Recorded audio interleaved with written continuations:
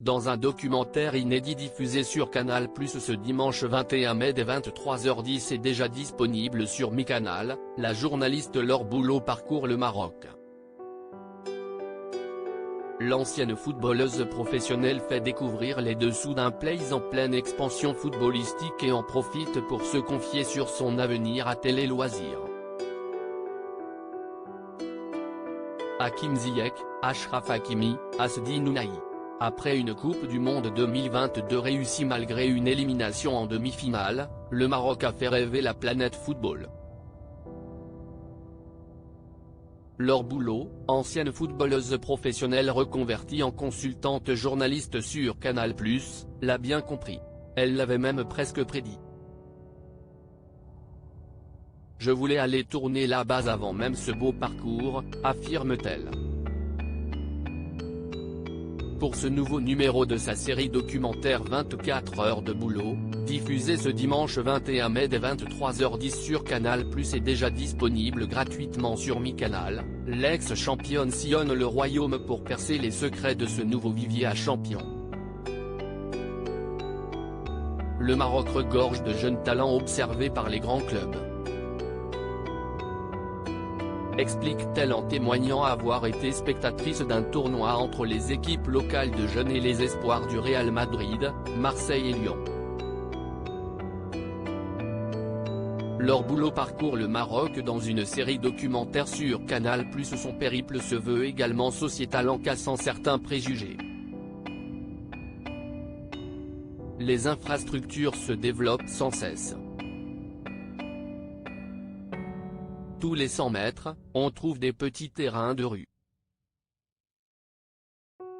C'est une volonté du roi de donner ses accès pour faire rayonner le pays via le football. Également partie à la rencontre du foot féminin pour prouver que ce sport n'a pas de genre, Laure Boulot met en lumière la nouvelle ouverture dont veut faire preuve la nation. Des moyens sont mis en place pour les féminines.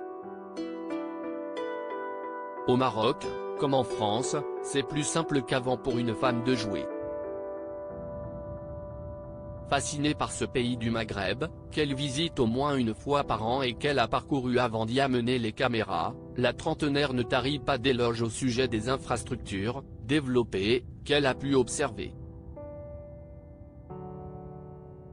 J'ai eu la chance de visiter le centre d'entraînement de l'équipe nationale.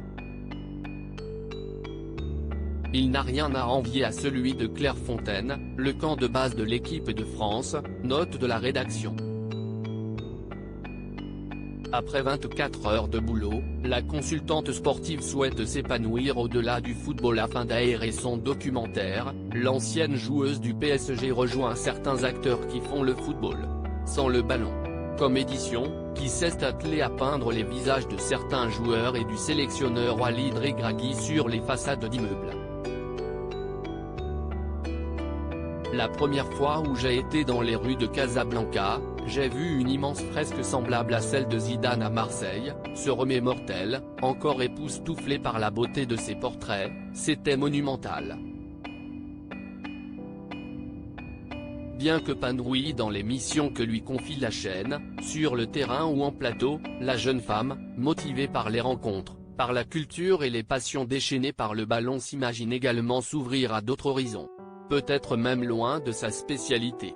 J'aimerais peut-être un jour m'éloigner du sport et faire des choses où je m'éloigne de ma zone de confort et de mes compétences, affirme-t-elle tout en précisant qu'elle ne se voit pas loin de Canal+, la chaîne qui lui a fait confiance et pour laquelle elle éprouve une grande loyauté. À lire aussi Laure Boulot, dans l'émission 24 heures de boulot, je suis moi-même.